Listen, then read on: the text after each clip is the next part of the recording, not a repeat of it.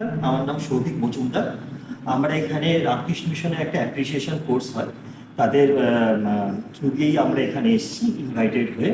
আমরা collectors corner total 8 জন মেয়েতে এখানে আছি এবং মূলত বিভিন্ন আর্টের উপরে আমরা বিভিন্ন দিকগুলো এখানে তুলে ধরেছি।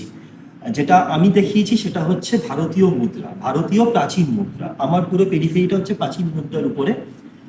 এখানে যেমন আমি একদম প্রাচীন যখন সময়ে গ্রিস ছিল, তারপরে আর্লি মানে রৌপ্য মুদ্রা চলতো, সেই সময় থেকে বিভিন্ন জাতি, এই যে শকুন দল আমরা শুনেছি, তারা ইতিহাসে সব এসছে, তাদের আর্টগুলো ভারতীয় আর্টের সাথে মিশে গেছে। সেটাই আমি কয়েনের মাধ্যমে দেখিয়েছি বা মুদ্রার মাধ্যমে দেখিয়েছি। এখানে যে মুদ্রাগুলো খুবই উল্লেখযোগ্য, যেমন এখানে আলেকজান্ডার দি গ্রেটের কয়েন এখানে রয়েছে। এছাড়াও গুপ্ত যুগের কয়েন রয়েছে, কুষাণ যুগের কয়েন রয়েছে। সেগুলো আমি মোটামুটি একটা হাইলাইট দেখিয়েছি। তো আপনারা অবশ্যই আসুন, 6 থেকে 8 এই মাসেরই মার্চে আমাদের এই 3 দিন এই প্রোগ্রামটা চলছে। আপনারা অবশ্যই আসুন। ভিজিট ওকে নাকি? নমস্কার, আমার নাম সৌভিক মজুমদার। আমার একটা নেশা হচ্ছে মুদ্রা সংগ্রহ। তো রামকৃষ্ণ মিশন ইনস্টিটিউটের সৌজন্যতায় আমি আজকে এখানে কিছু মুদ্রা প্রদর্শনী করছি আমার নিজস্ব ব্যক্তিগত সংগ্রহ থেকে।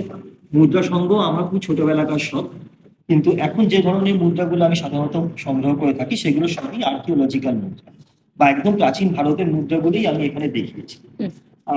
কিছু স্পেসিফিক মুদ্রার ব্যাপারে আমি এখানে চলে আসছি। যেমন এখানে একটা রামকৃষ্ণ দেবের উপরে একটা মেডেলিয়ান রয়েছে।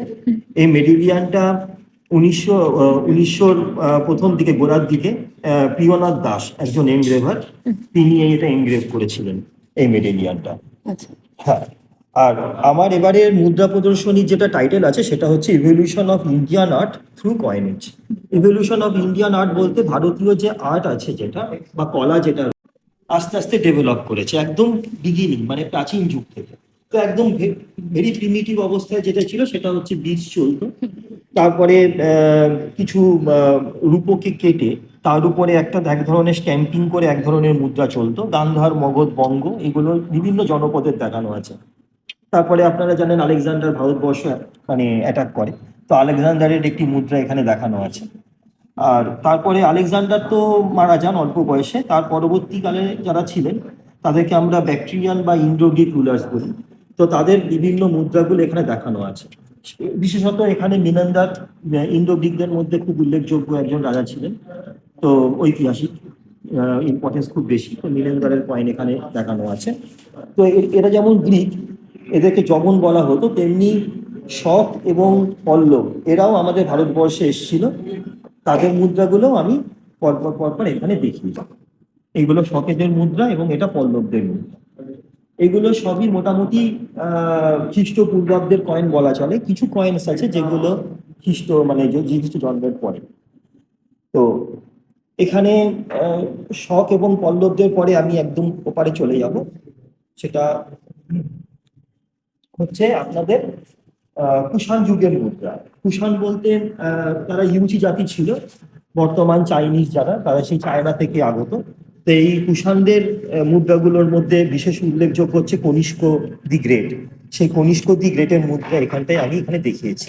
হ্যাঁ, এবং তার সাথে সাথে রয়েছে তাদের অন্যান্য ভূমিষ্ঠদেরও আছে।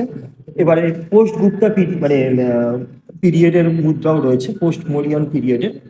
এবং সাতবাহন এবং গুপ্তা যুগের মুদ্রা এখানে আমি দেখিয়েছি। স্কন্দগুপ্ত, যিনি হুনদেরকে পরাজিত করেছিলেন, সেই স্কন্দগুপ্তের মুদ্রা এখানে দেখানো আছে। আর সাতবাহন ডাইনেস্টির সাতকর্ণীর মুদ্রা এখানে দেখানো আছে, রাজা সাতকর্ণীর মুদ্রা। এই মুদ্রাগুলো দেখানোর বৈশিষ্ট্য হচ্ছে এই প্রতিটা মুদ্রাতে অ্যাস্থেটিক কিছু ভ্যালুজ রয়েছে। সেই সময়কার মানুষরা যে সমস্ত দেবদেবীদেরকে পূজা করতো বা যে ধরনের সিম্বলসগুলো চলতো সেই ধরনের এখানে দেখানো আছে। তো যাই হোক, এখানে লাস্ট আমি যে মুদ্রাটা এখানে দেখানো আছে সেটা হচ্ছে হরিকেল। এটা বর্তমান বাংলাদেশে পড়ে জায়গাটা, তো সেই হরিকেলের মুদ্রা এটা। তো এইভাবে মোটামুটি আমি প্রাচীন ভারতবর্ষের কলাটাকে আমি মুদ্রার মাধ্যমে তুলে ধরেছি। আর কোটাকুলা শিবা এর ব্যাপারে যদি কিছু বলেন। কোটাকুলা বলতে, কোটাকুলা বর্তমান পাঞ্জাবে পড়ে। তো তারা যে মুদ্রাগুলো সেই সময় মানে ছাপাতো 2nd সেঞ্চুরি এডিতে, সেগুলো কুষাণদের থেকে নকল করা। একদিকে শিব দাঁড়িয়ে আছে, এই পাশে দিয়ে আপনি দেখতে পারেন যে হাতে ত্রিশূল হাতে শিব দাঁড়িয়ে আছে। ব্যাকগ্রাউন্ডে ষাঁড় দেখতে পাবেন শিবের, যেটা মানে বুল বা নন্দী আমরা যেটাকে বলি। আর এপাশে ব্রাহ্মীতে কোটাক বলে কথাটা লেখা থাকে, সম্ভবত জায়গাটার নাম হচ্ছে কোটাক, সেই সময় ছিল। আচ্ছা, বেশ।